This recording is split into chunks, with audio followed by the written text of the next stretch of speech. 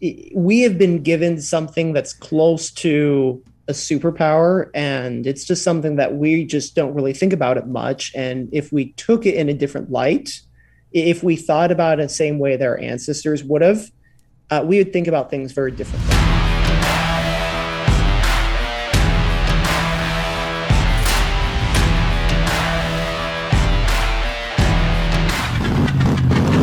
Wouldn't the skeptics say, well, yeah, any t-shirt could have done that? Yeah, and Carden, the skeptics incessantly saying that and no one standing up for what they actually believe is part of why we have such diminished faith.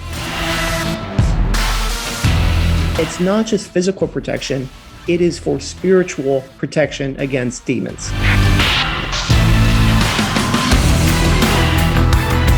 We forget that as God's recruiting his army, so is the devil. I know that sounds far-fetched, but there are many, many, many stories from Latter-day Saints where they were literally saved physically from the garden. So this is a bold claim. I've got a story. I've got a story even where I was wearing it and I was like, oh, no, whoa.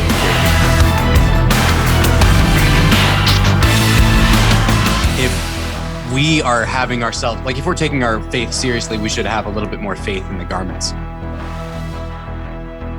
Welcome back, ladies and gentlemen, to Midnight Mormons. I am your host, Carden Ellis, and today we got a wild show for you. I am joined via the interwebs, via the Zoom, by Daniel McKitty. Dan, the physiognomy man, and Brad Whitbeck.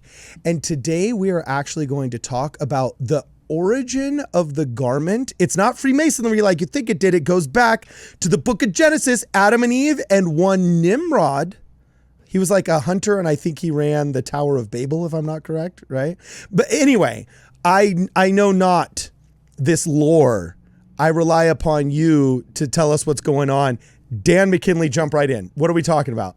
Great. We're talking about going back to all the way to the beginning of the Adam and Eve story back in Genesis. So I'm sure we all know, like, what is the origin of clothing? And it's something that we think about. Now, is this the origin of clothing, or are we talking about the origin of the Mormon garment? Both. Both? One and the same. It's the original clothing. Okay, so hit it. And this made Nimrod stronger. Yes, it did. So okay, we're this going is to crazy. talk about that later. Okay, so hit it. Hit it. So what happened in the very beginning of history is clothing is really the beginning of what makes us human, what makes us something that is different from animals.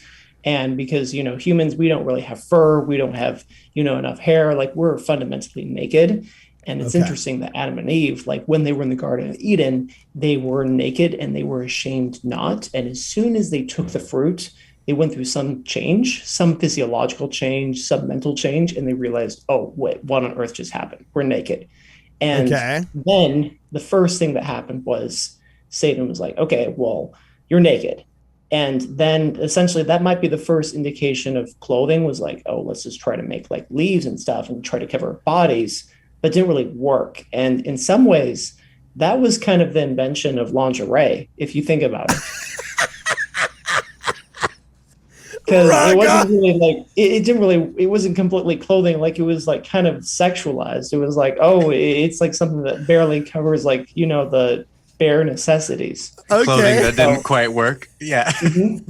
Yeah, it didn't quite work, and that's why like there's so okay. Like, kind of like, while you're saying this, who was this super popular American Heritage professor at BYU for like 15 years that used to have the mega classes? Oh, I can't remember his name, but I remember he was a really popular American Heritage professor, and it was a very difficult class you had to take freshman year that was kind of a weeder course. It was in the big JSB auditorium.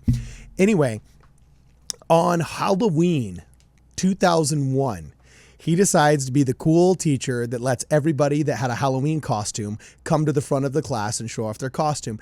And we're going down the list, and there's one girl who did the full-blown tribal Pocahontas outfit and was like, good for you.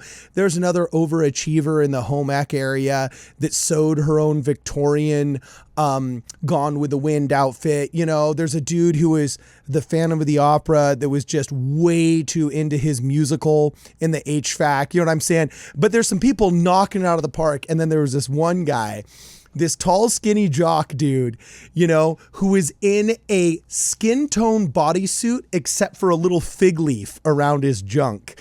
All right, you know, and so he's obviously Adam of Adam and Eve. And I remember as he was walking down with the microphone, the professor, and this guy was pretty savage for a boomer, all right? He was probably in his mid to late 50s already, but he's really fit and he was really charismatic. And as soon as he gets to the microphone, as soon as he gets to the student, he asks the kid what they are, right? And the first girl is like, you know, I'm from Gone with the Wind. Second guy's like, oh yeah, I'm the Phantom of the Opera. And he gets to Adam and he says, yeah, I'm the father of all living. And he says, no, you're not. And the guy looks at him like, what? And he's like, the father of all living had a bigger fig leaf, you know? And he goes to the next kid. So this jock that had been walking around all day thinking he was a stud for covering his package with a fig leaf just got savaged in front of like 700 kids in an auditorium for not having a big enough fig leaf. You know, so yeah, anyway, I don't know how that related to Nimrod's garments and how we're all going to conquer the earth with them. But yeah, it relates a lot. It actually relates a truckload, believe it or not. And we're going to get to it. Keep going, dog. Keep going. But anyways, what happened was that we're all familiar with the story because we're LDS, is that the first sacrifice had to happen. And I'm sure it's interesting that death was not a possibility. And the interesting thing is Jehovah had to have killed a lamb. Like, do you ever think about that? Like, God actually had to have, you know, sacrificed some lamb in order to make, you know, clothing. Oh, because they were coats of skins. Yeah.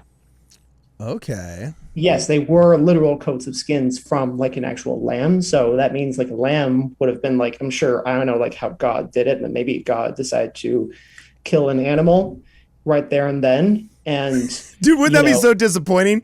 You're the goat that's running around and all of a sudden, because God himself just decided, sorry, you're the one, bro. You're like, dang it, Adam and Eve, why'd you eat the fruit? So what happened though is, so one of the things that was these lambskins though apparently had supernatural or magical or they had the abilities of kind of like superheroes. Oh, interesting, because it was from Eden. Yes, it was from Eden and God made it. Oh, I never made from God's own hand. Well, because that's interesting. Yeah, the animals would have to be different because if there was no death in the garden, right, then you inherently have like supernatural animals too, right? Yes, you had supernatural animals that like had these different abilities, and like some of them, like maybe they could have like maybe in the Garden of Eden they could talk to the animals. Like maybe they could, you know, live off of them, or whatever would happen was like, if they wore it, like it made it so like they didn't, you know, get sick. They were like really, really strong. Like they were really, really fertile. So yeah, what we were talking about like a few minutes ago about like, you know, that fig leaf. Yeah, it worked in many different ways. It was like kind of like a pre-modern Viagra. So. Nice. Yep. Okay.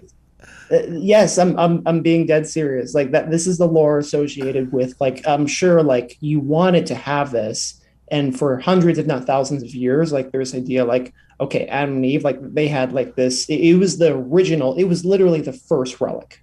Yeah. Okay. So I was going to say, screw the Shroud of Turin. I mean, I want to get a hold of that original. Not fig leaf. That's a little bit too close to Adam's junk. But I mean, like, you know, maybe the outfit. That'd be kind of cool. Oh, so you probably can't, Carden. Why not? It's gone. It's gone. Because of the sons of Israel. Yes. Oh, they got rid of it? What do you think the coat of many colors was that Joseph wore? Oh, snap, really? That's at the very end, but we're going to go through the history of it. So... Oh, I'm jumping the gun. Sorry, Dan. Okay, so at some point, so Adam had this forever, and one thing, though, that happened with Eve is she was apparently able to give birth to hundreds of children. Okay. Because, like, she apparently, like, if you wear it, like, you're not really going to have menopause, like... So she was like ballerina farm. You know? Yes. Okay, cool. Keep going. Yeah, No, look at there's the other thing, the though, is, like, Instagram account Ballerina it would Farm. heal your wounds. It would like give you like superpowers, like super strength and stuff. Like you would be able to run faster, you would be able to jump higher, you would be able to hold your breath longer. Like you would just be like a superhero, Oh wow. Interesting. essentially. Okay. And what happened though is eventually Adam died. Or, Okay. when he was 930 years old, he decided, or 919, whatever, however old he was, he decided to give it to Seth.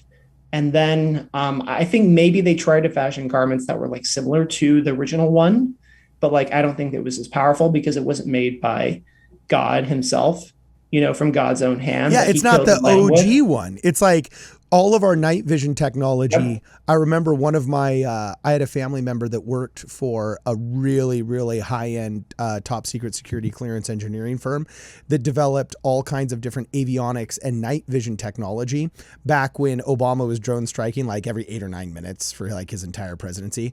And anyway, there was this big, huge uproar in the military community because they had accidentally shipped some night vision goggles that were meant for our soldiers in New York overseas to the soldiers in the UK, which are allies and you're allowed to ship. But they always shipped the latest, greatest, best night vision technology for the US soldiers. And they always gave like the second gen and the old stuff to the allies overseas. So when all of a sudden these UK special forces guys are opening up their goggles and like there's all these extra gadgets and awesome things in them, they're like, wait, what? We never seen this before. And they completely gave away like 10 years worth of research and development into night vision technology by accidentally shipping the wrong box to the wrong ally. And so now the other ally could just reverse engineer it and then have it. And so it's like, was literally billions of dollars accidentally thrown out the window simply because there was the wrong UPS label. So yeah, I mean, if we're doing that in 2022, you know what I'm saying? I could see us, in 2022 BC screwing up and not having the better loincloth. You know what I'm saying? So anyway, keep going, hit it. So one of the things that happened though was Noah eventually got it, and he's kind of the last man standing, and he probably liked it a lot. And Ham was really jealous that Noah got it. It was like, Dad, like he has the special robe, or he has the special garment, like he has a thing that's like so incredible that gives him all this energy. And one day, right after the flood, Noah, like he's in his vineyard, he makes some wine and he gets super, super drunk and he's like passed out, or, he's hungover and something happens and somehow he ends up naked, like inside his tent, and Ham goes in and steals, Noah's garment. Oh, and this was the same garment from Eden. Yes. Interesting. So it was like the theft. Oh, this is intriguing. So, and it was actually imbued with a power, kind of like a relic in the cool video games we all play, So it was actually like this hand-me-down relic, and it was imbued with power. So his nakedness wasn't just like a social shame, like it kind of, has been since the Victorian era. It was actually a loss of a physical power due to a relic. Correct. Absolutely. He lost his special garment. He lost, the garment that was, at this point, really, really old. Okay, because I got to tell you, I think this garment thing, there's two things I don't think we get right in the Church of Jesus Christ of Latter-day Saints. First is the gift of tongues. I'm sorry, but when you read about the day of Pentecost and you read in the book of Acts about people just like literally all of a sudden be able to communicate with people from another land in a completely different tongue, fluent and understanding through the Spirit. And then you read the stories of pioneers that in emergency situations were literally able to just communicate with the gift of tongues with American Indians who didn't even have like Germanic or Romantic language-based languages like the countries they came from. Like, there's something intense and spiritual and real that was happening that nowadays is not the same as these guys, these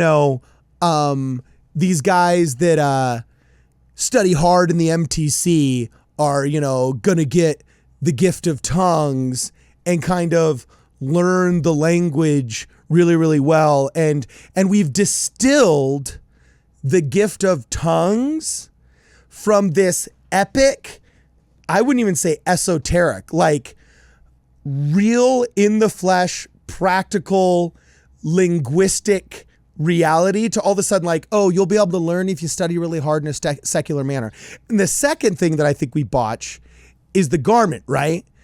Because no joke, you hear these stories of like soldiers in World War I in the trenches, like picking out the bullets and these other apocryphal stories that may not be true, but we all hope are. You know what I'm saying? And then think like that's not what we're getting when we go to the Institute pre-temple class anymore. You know what I'm saying? So I'm really disappointed because it is something that gradually over the last generation or even like growing up or like even hearing from stories from like my parents' generation, like there are a lot of people involved in, let's say, fires, or maybe someone got shot like by accident or something happened. And really what happened, it was like literally like physical protection. Dude. And you know, I'm serious. Like, so here's something that happened from my mission. Okay. So like another mission story was I was on a bike and I was crossing a road and there was a motorcycle coming up from behind me that was kind of going crazy. Must have didn't see me, but hit me from behind going 30 or 40 miles an hour. Whoa. Geez. My bike went completely forward. I went forward in another direction, went about 5 or 6 feet in the air, went probably 40 feet forward, landed on my back, slid against like, you know, the road, you know, the concrete. Okay. You know, it should have been really, really bad. Yeah, that sounds pretty intense, I was like, man. you know, skidding on my back. There are no scratch marks on my back at all. And it's something where I know like the garment physically protected me. Dude, No that pain. is wicked. Dude, that is awesome. Yeah, So, straight up and righteous. I've heard of many other cases where it's just something where we don't talk about it enough, but like it's something that I think we've forgotten that for generations, it's something that gave actual physical protection from people, whether it be like gunshot wounds or whether it be, you know, an animal trying to attack you, or but on a more even not just physical level, there is a spiritual level. Like someone who has, you know, been to the temple, someone who is wearing the garment, a demon can't, you know, without their consent, a demon cannot come in. Like it is literally a wall where it was designed in a way that is not going to allow for demonic possession.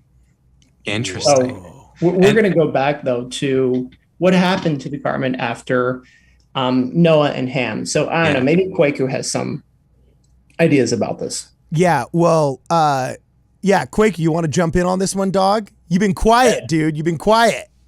No, I just got here back from our favorite pre-Midnight Mormons location, the gym, the Axis Gym on 5 West 8 South.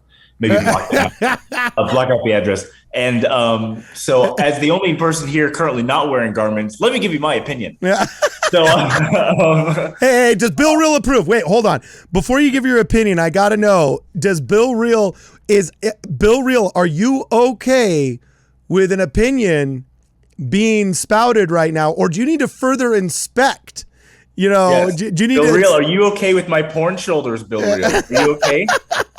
Because apparently now Exmos are now the ones who regulate modesty, and LDS people stop caring. It's crazy how the tables have turned. Yeah, I'm just happy. Speaking of modesty, I'm just happy that now you have the living Christ behind you instead of your young and dumb softcore pornography. That's been moved to the bedroom. Don't worry. Oh gosh. Yeah, we're really curious. Quick, tell us about Noah, Ham, and Nimrod. Oh boy. Well, I mean, are you referring to basically? He's saying that the original Nimrod and Queen Semiramis and Tammuz. Yeah, I'm wondering how did Nimrod get possession from the garment from Ham? Have you heard anything about this? Very, very loosely. You have to take the okay. reins. I'm going to share. But I don't feel like I've got enough. Apparently, part of Ham uncovering his father's nakedness was he stole the garment from Noah, and this garment was originally the garment of Adam. And No, I'm being dead serious. So part of it is like, I don't know, like some people say that Ham had sex with his mom, which was Noah's wife, and that's another theory that is really kind of out there, but some people do buy into that. That's even out there for you. Okay, that's good to know there's some boundaries here. You know? Yes, okay. So, but anyways, one of the things that happened though is Ham, supposedly, one of the reasons why he lost the right to his priesthood was he used the garment for nefarious purposes or for his own gain or for his own, wanton desires or for other like certain things they want to do. And eventually after he died, the person who got it next was Nimrod, who was a very great hunter. Like he was able to start the Tower of Babel project. He apparently did killed a lot of like righteous people. And apparently he was also interested in Sarah, like Abraham's, or Sarai, like Abraham's wife, I think before they were married. So there's another legend about that. This is really interesting though, because, in a lot of the retellings that we're all familiar with about, Adam and Eve and things like that, there's reference to the idea of Satan, you know what I'm saying? Having powers, priesthoods, garments, so on and so forth. So this idea that there's physical manifestations that are worn of some kind of like eternal power is not foreign to us. And you do have to ask, okay, well, where does the garment come from? I always thought it was so interesting as a young Mormon kid, because I'm surrounded by the Master's College. So there are all of these evangelical kids everywhere, and their dads are pastors, and they're all fancying themselves mini pastors when they're 11 and they first read the Bible. And they would always want to lampoon me. I'd be in the soccer bus on my soccer team going to one of our championship games. They'd be trying to convince me that Joseph Smith was a bad person and a treasure digger. I started my like Bible bashing, I guess, like when I was 11, apparently. Okay. But something that always blew my mind is I read through the Old Testament at a very young age. And I remember thinking, we're the only people literally talking about a Urim and Thummim that is referenced here. And so are garments, and so are protections, and so are covenants and promise. And when I go to frickin' like Hillsong, where this mofo's telling me I got it wrong, meanwhile, he can't agree with the other mofo about whether or not rock and roll is really a psalm and whether dancing is okay in church. They can't agree on something as simple as dances. Meanwhile, we're straight up saying, yeah, Urim and Thummim are back. They're straight up back. And we got the proof of it right here. You know what I'm saying? So I there's something that's been lost in the translation over the years here. And I want to know where the garments go, because... And really, I just want to say, like, anybody who bashes LDS people for the garments, just prove they don't know the scriptures or any of the surrounding scriptures, because it's not just in the Bible either. It's in all of the apocryphal texts. It's all over the place. And so I think that if we are having ourselves, like if we're taking our faith seriously, we should have a little bit more faith in the garments. And I think be a little less embarrassed about them. Sometimes I see people get like nervous about it, but we shouldn't be. So if there's one thing I actually want to add on to what Dan was saying, where this story goes, if I can pick up where you left off, I'm not sure exactly where you were going with it, but if you look at Nimrod's life and what he does after that, what's really, really interesting is when you are given the garment as that protection, and that garment does come with a certain kind of whatever word you want to use. If you want to call it a divinity, magic, energy, whatever you want to call it, I don't really care. Sorcery. It does have that aspect to it. But if you have it and you have a high knowledge of truth, okay, and your granddad was the prophet that saved the world after the flood, then you have an incredibly high level of light. And if you betray it, then the level of evil you're capable of is extremely high. So if you look at what Nimrod did when he became the Babylonian king, and by the way, I'm not sure how nobody really connects Babylon, like the Tower of Babel and Babylon, but like people don't really think of it. But this is talking about the same place. Mm-hmm. Well, he was the Babylonian. I just saw the word babe in there, and I was like, sweet. Yeah. He's the Babylonian king, and he is one of the most wicked people in all of this in scripture. Oh. And he's only able to be that wicked because of all of the light and knowledge he had before, huh? Right. Mm-hmm. And then where it gets even crazier is, so if you look up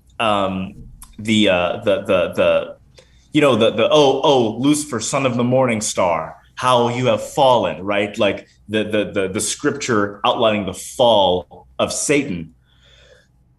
It's two-sided. It's describing the fall of the great accuser. It's also about Nimrod. It's a political play at King Nimrod of Babylon. Interesting. Because Nimrod, incredibly high level of light, and fell with so much wickedness. But afterward, and here's where I think we forget that as God's recruiting his army, so is the devil. Yeah. And spiritual warfare, just like me and Daniel talked about in the pre-show. So there is a one legend. I think I read this from Hugh Nibley somewhere, but at some point Nimrod and Abraham were contemporaries, and at some point earlier in her life, this is before that Abraham and Sarai went to Egypt. They were still in Ur of the Chaldees. They were still in the world of Babylon. But there was one tradition that apparently Nimrod tried to Sarah. Oh, really? So, but somehow, I don't know how it happened, but Abraham was able to get this garment. Really? That would make sense. This is according to Hugh Nibley. If you wanted to pollute Abraham's bloodline, right? That would make sense. Why?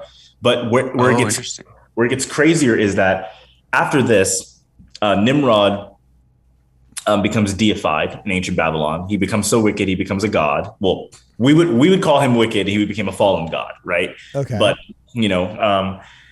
he becomes deified, he becomes a god, and then legends about him. He tries to destroy the legacy of the Godhead by tampering with what's going to happen with Christ later on. And so what he does is he uses but this is stuff I think everyone watching our show has a pretty strong testimony. If you've listened to us talking about like Hollow Earth, it's not supposed to be a testimony breaker at all. But Nimrod was the same phrases we use for Yahweh were a lot of the same phrases that the Babylonians used for King Nimrod, and then Nimrod as a deified god. He used the rays of the sun to impregnate Semiramis, however you want to pronounce it. And it was considered an Immaculate Conception of Queen Semiramis. And she gave birth to Tammuz, who was supposed to be a reincarnated version of Nimrod as his own son. So Tammuz... So it's like Constantine with Keanu Reeves? Where just like God had a firstborn, so did the devil, and they had to try and stop the firstborn of the devil. It was like coming out of her stomach, like rah, like aliens. Well, basically, this is the Pietà thing you were talking about with Mother Mary, and that's Nimrod and Semiramis holding Christ's body. Okay. Yeah. So the issue is, so the first time we have a virgin birth and an Immaculate Conception, it's of Queen Semiramis giving birth to Tammuz, who is the son of Nimrod and also Nimrod. Right now, what do we know from the Restored Gospel? We know that the Son and the Father are two separate beings. Mm-hmm. God is not Jesus. Jesus is not God. And their personhood and their physicality is what's very important, because if you remove that, and you make God a force or a triune spirit or whatever, they don't realize that the non-LDS conception of the Godhead is literally just the Babylonian Trinity. And so when you have the Trinity, you've got Father, Son, Holy Spirit, all one. What you have is just a reinvention of the Babylon. Spirit of Babylon, Church of Babylon. Yep. So would you say that with the fish too? Yeah, with the fish stuff too. Oh yeah. With that. Wait, so what fish stuff? Like that Dagon hat thing we were talking about before? Yes. Yeah. Dagon, the Sumerian and Babylonian deity, which is why Christians use the fish.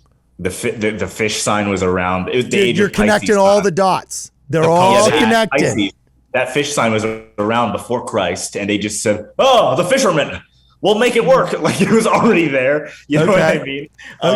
So it sounds like what you're saying here is that Nimrod was really an antichrist in his time. Yes, but he was one of the most successful antichrists because he was able to. What he was able to do was able to confuse people generations later. So when the actual Son of God came, they were believing the fake version that was handed down through the legends of King Nimrod and Semiramis and Tammuz. And so that's why, like, our church, we say Mary is nice, but we don't talk about her, that we don't venerate her. We don't really do much with Mary. It's like, yeah, cool. That's about it. That's about as much as we go. Because when you start the hardcore Mary was the best, it's always Queen Semiramis. And that hardcore Mary adoration is literally just the Babylonian Trinity. And so, again, if Joseph Smith was a con artist, he really was so smart and avoiding that whole thing with the whole like restoration thing, like getting away from the false teachings. But this is one of the examples where, as members of the church, we need to stop backing down when we get approached by other Christians who say, "Oh, well, if you guys believe the gospel is corrupted, point to me where, and we can never do it." We're always like, well, if you look at the this is literally where the Trinity, not even in the Bible. James White said it's between the pages, which is a great way of saying it's not there. It's literally Babylonian paganism put in to trick people and remove the aspect of the true gospel of Jesus Christ. So yeah, and it starts with the garment, right? It starts with the corruption of the light, the corruption of the truth. Yeah. And Nimrod literally becomes so wicked, he's like on par with Satan. And one of the things that stands out to me about that, Kwaku, is part of the purpose of that, I think, is to undermine the family. Because if God is his own son, what happens to the family dynamic, right? We actually have God, our Father, and then Jesus Christ, our brother, who we can be joint heirs with, right? Where we have this eternal idea of families. And that eternal family idea gets lost in all of these churches without the restoration, Dude, Brad, this is why you're freaking Apostle 2027, dog. Like here I am saying you're connecting the dots like the guy in It's Always Sunny in Philadelphia. And Daniel's here just like, oh, isn't this interesting? And Kwaku's like saying, whoa, and then you're like, and this all relates to the family. You bring it all down into an object lesson while us three jokers and clowns are having fun. You're straight up making a Sunday talk out of an esoteric showdown in the middle of YouTube. You know what I'm saying? It's true. It's true, everywhere. Brad, because with the family, like what Nimrod was doing was just cloning. It was like it removed the need for the natural family. And that's what's going back, with this day and age, with eugenics, with like different forms of like alternative forms of having families. Like it's something that's come back. Interesting. Okay, yeah, so Kwaku, are you done yet? Or I've got so much of this info. It's whatever you guys want. So here's my thing. I actually do want to move on. So finish. Move on to what you got to say, and then we'll finish this part. Okay, so keep somehow going back to the garment. So somehow Abraham is able to have access to it again, and then Ishmael has it. And then what happened is Ishmael gets really old. And the person with the birthright, meaning the person who has probably the last usage of this, was Esau. And that's why he was such a good hunter, because like he was using it and then he was able to hunt all this stuff. And by this point, it probably diluted a lot. It's been thousands of years and it's probably been like re-sown many, many, many times. So its power is not as... Its power is probably 100th of what it was before. But like Esau is probably so cool. Like, yeah, I was able to hunt that lion or something, or that deer, or like that elk, whatever. And it was like, this is great. And then one day, like he was like, okay, I want that pot of stew. Like, hey, do you want this? Like Jacob? And Jacob was like, okay, yeah, sure. And then what happened a generation later was he decided to use some of that fabric to create the coat of many colors, and all of his brothers were jealous, and then they ripped it and it was torn asunder. So was that kind of the official ignominious end of that original garment? Where there is no threads left after all those thousands of years. Okay, with the minor exception of the Book of Mormon talking about the remnant of Joseph's coat, right? What? And the way they identified themselves with that, right? So Yeah, Moroni okay. talks about this, right? And it's I don't know that it's necessarily something that we could find. So when Cardin, when you're saying like, I want to get a hold of this coat, like maybe there's still a remnant of it out there. The Book of Mormon talks about how part of it was still there. I do think there's two interesting things I want to bring up with Joseph. Okay. One of them is the part of the power of the garment.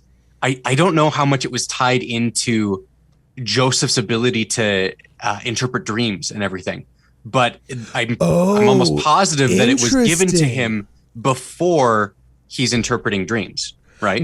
Well, and that would kind of make sense though, because we'd previously established that the garment that was taken from Noah and referenced as his shame wasn't just necessarily kind of like that Victorian shame over basic nudity, but an actual loss of power, physical power imbued by a relic. So that could be why Esau's fall from his birthright would have been such a significant story in the Old Testament, because it wasn't just like the shame of having been a lazy bum older brother, but the actual physical dissolution of the power of the physical relic that had been handed down over time. Absolutely. Yeah. So And then, that's one of the things we have to remember now, like in our day and age, like what's happening when we're just like, oh, well, the garment, oh, it's just whatever. It's just not important. Like so many people think about it as like, oh, this is something that I must do or I'm supposed to do, when this is really like a huge privilege. Like it is like how you treat it. And it's like, if you actually treat it as something that's going to give you, you know, these powers, then it probably will. And the way that we're told to like take good care of them as much as we can. Think about what Joseph's brothers did. They tore it up and then they dipped it in goat's blood. They sacrificed an animal. They dipped it in its blood. What do you think that did to any remaining power it might have had, right? Dude. And so I think that if we are really taking our garments seriously, we can really put a lot more faith in God and look at how much it ties us back to him. Well, it's interesting you say that too, because I had a bishop that was very interesting. One of the very few criticisms that I think anti-Mormonism has that actually carries a thin sliver of water is, actually I shouldn't say a thin sliver of water, but is the idea of bishop roulette. You know, we are dealing with a volunteer clergy here, and some guys are freaking boneheads, and they're chosen because they're the best in the group. You know what I'm saying? The best in the group can still be a bonehead sometimes, all right, you know? But I had a bishop once that did interviews very interestingly for the youth. He said, do you want the easy questions or the hard questions? And if you said, I want the easy questions, he'd bust out the 10 questions and just ask you the standard, you know, manual questions, and they give you your temple recommend or not or whatever. But if you wanted the hard ones, he'd always say, tell me what you worry about. You know what I'm saying? like, holy crap. Whoa, that was wild. And then another one that my friend went through, he said, dude, my bishop was very, very similar. But he said, tell me what you think of the garment. You know what I'm saying? And then when he asked after a couple of temple recommend interviews why he kept asking about that, and he said, because I found how people respect and treat that is oftentimes wholly demonstrative of their testimony and relationship with God as a whole. And I was like, whoa, hardcore, man. I don't know if that's endorsed by the church. You know what I'm saying? That approach to temple recommend interviews, but I actually can see kind of where they're coming from, you know? That is super interesting. So what do we learn from this? Like, what is the moral of the story, Dan McKinley? Like, what do we do with this? The story is that we have been given something that's close to a superpower, and it's just something that we just don't really think about it much. And if we took it in a different light, if we thought about it the same way their ancestors would have, we would think about things very differently. Dude, that's the intro right there. What you just said, that is the intro. That was freaking sick. And I think you're freaking right. Our pioneer ancestors expected, like, you know what? Like, if there's going to be people who are going to shoot us, who are going to literally go with their guns against us, like, I want to be wearing this thing to save my life. Like So they didn't that- think about it in terms of like, oh, this is something that like I have to wear. This is something that I have to do to be modest. This is something that I have to do, to like make sure that I'm covering whatever. Like I'm just doing this literally as protection. It's not just physical protection. It is for spiritual protection against demons. So the actual markings, like they're literally created in a way that are going to deter and, freak out or scare away demons. So I think Dude, Rock on. that's awesome. I think one of the issues that why people don't feel as motivated to wear them, and me being included, is because we since that hashtag bring back the magic. I'm always saying it over and over again. If you remove the magical elements and the esotericism from the gospel, why is McKinley in Layton, Utah, gonna wear the garment as opposed to the nice cotton on tank top that's gonna make her look more flattering? Because you say, well, it's gonna remind you that you love God.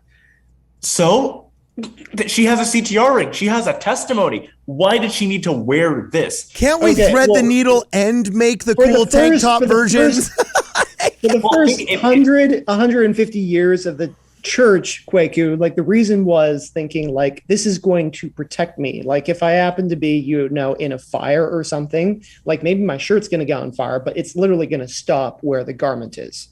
Right. Or if I'm going to, if I'm under the influence of something, or, if something's trying to harm me, or if someone's trying to stab me, like I know that sounds far-fetched, but there are many, many, many stories from Latter-day Saints where they were literally saved physically from the garment. So this is a bold claim. I've got a story. Even where I was wearing it and I was like, no, whoa, it was crazy. Well, now we can't. Now we can't stop the podcast. You have to tell the dang story.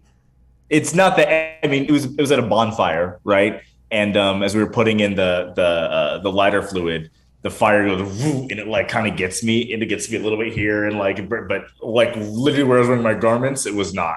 Right. So yeah, but some people wouldn't the skeptics say, well, yeah, any t-shirt could have done that. Yeah. And Carden, the skeptics incessantly saying that and no one standing up for what they actually believe is part of why we have such diminished faith that the magic is gone, Oh, are you saying that I've adopted the language of my oppressors? 100%. And I am speaking the language?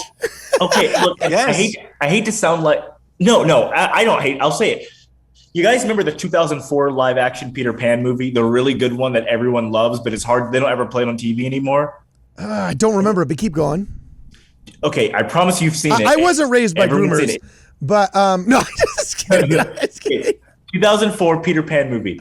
Okay. There's a scene where Tinkerbell's light is out, and the only way to get her, because they need her, is they have to convince that they believe in fairies. They forgot how much they believed in fairies in Neverland. And there's a scene where they're like, I do believe in fairies. I do. And the more they start saying it, the more they realize that they actually do. And the magic comes. And then Tinkerbell's light actually comes on and she shoots out. That's how I think the gods are. I think they're in heaven and they want to bless us and they want to do amazing things. And they're just waiting because they're like, we can't come in right now until... we need to hear that I do believe in fairies. I do. We need to hear it. And I think part of that is a principle of agency.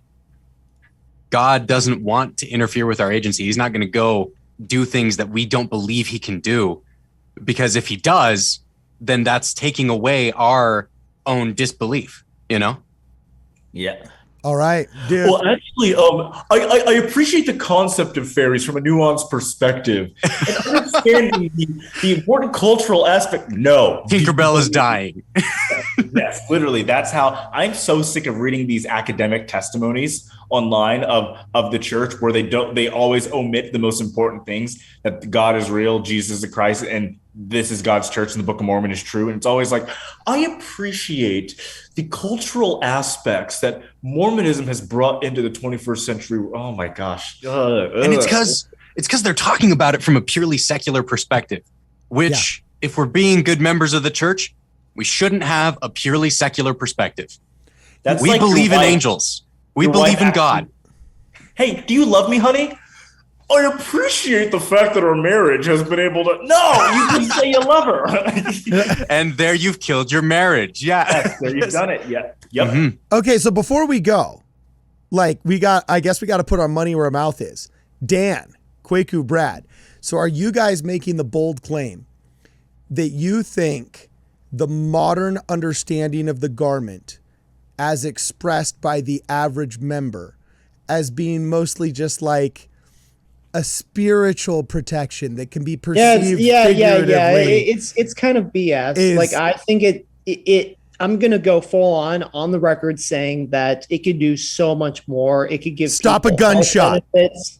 It can give people more energy. It could give people more vitality, whatever you want to call it, like more of a lust for life. I think it's the reason why traditionally, historically, Latter-day Saints have had a higher fertility rate, why they've had like a higher life expectancy. I think it's given so many benefits behind the scenes. I think it gives both spiritual and physical protection. I even believe that, if for some reason, like someone tried to drug you or something without you knowing, that the garment would lessen the effects of that particular drug. Interesting. Wicked. So you're literally saying that is the fulfillment of the end of Mark. Yes. The end of Mark. All right. We got it. We're the ones that got it. The gospel is true and it's restored and it's complete because we got the book of Mark. Anyway, all the critics will be like, oh, but we've proven that the book of Mark and the end of those last 13 chapters are forged and most likely, you know what I'm saying? Even though actually the last 13 verses of Mark's being not a forgery, but an addition later, is actually a quite interesting subject that we should get into with Bart D. Ehrman one of these days when I get him on the show. But anyway, this has been awesome. Freaking best night ever all week. This is Midnight Mormons. We'll see you guys in the next one.